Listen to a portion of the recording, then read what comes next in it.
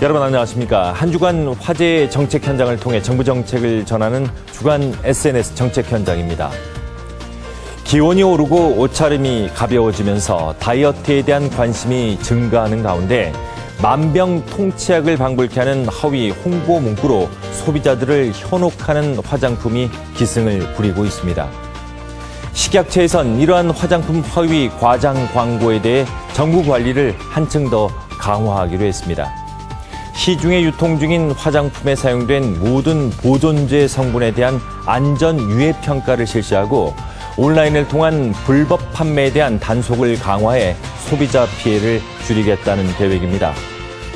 화장품이 국민 생활과 직결되는 생활용품인 만큼 국민들이 보다 안전하고 우수한 품질의 화장품을 사용할 수 있도록 안전과 품질 관리에 만전을 기해 주길 바랍니다. 지난 4월 2일 식품의약품안전처는 공산품으로 분류됐던 물티슈를 화장품으로 분류하는 내용의 화장품법 시행규칙 개정안을 발표했습니다. 그동안 성분 논란에 수차례 휩싸였던 물티슈를 화장품법에 따라 철저하게 관리하겠다는 의지가 담긴 것으로 해석되는데요. 오는 7월부터 물티슈는 화장품과 같은 안전 기준을 적용받아 제조 단계부터 사용 원료 기준을 준수해야 합니다. 물티슈 화장품법 개정 시행을 앞둔 제조업계의 목소리를 공감 현장 카메라에 담았습니다.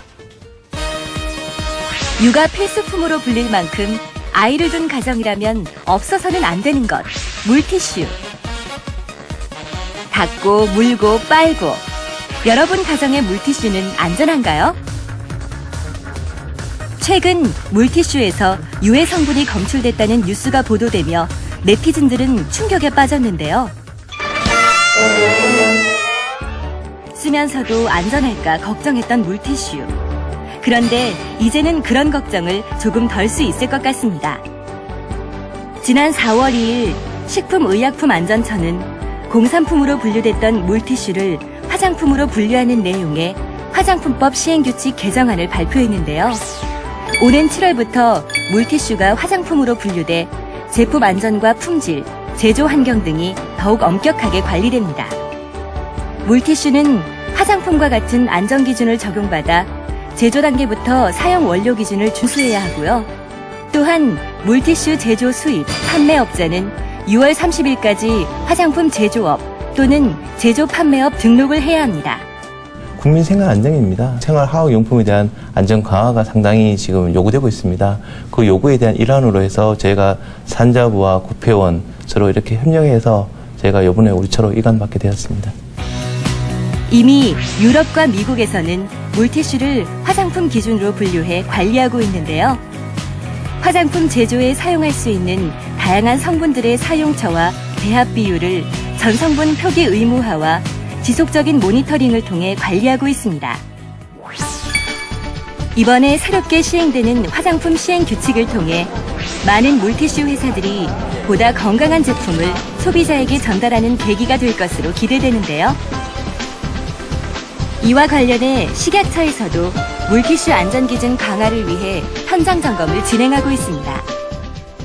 식품의약품안전처가 사실은 국민의 안전을 최우선으로 하는 그런 정부 부처이잖아요. 7월 1일자로 화장품법에 의해서 일로 이제 관리 영역이 넘어오는 이런 그 인체 세정용 물 휴지 이거를 제조 생산하는 업체를 한번 둘러보고 싶어서 왔습니다. 식약처의 관리 품목 대상으로 관리 감독을 받게 되는 물티슈.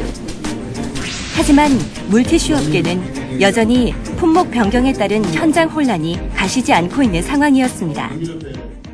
물론 법 시행은 7월 1일입니다만 시행 전에 좀 표기나 이런 면에서 화장품법 표기를 좀 미리 선적용을 할 수 있으면 그렇게 설득하는 것에 어려움을 좀 업계들이 덜 겪지 않을까. 이제 화장품법으로 들어오면은 이제 전성분, 국민의 알 권리를 충족시키기 위해서 성분, 전성분이 표시하게 되는데 시행할 때 관리 감독해서 행정처분하는 거를 좀 유예시켜주는 쪽으로 아마 검토가 돼야 되지 법적 근거가 없는데 미리 하는 거는 지금은 이미 벌써 임박해 있고 그러면 이게 위반사항이나 반품이 예상되니까 그 부분에 대해서는 어떻게 행정적으로 풀어가야 될 부분인가 그거는 아마 고려를 하고 있는 거로 생각이 듭니다.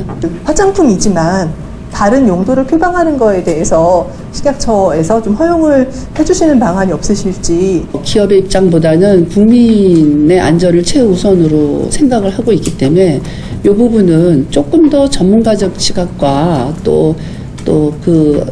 일반 국민의 안전 시각을 좀 고려를 해서 저희가 한번 고민을 좀 해보도록 하겠습니다.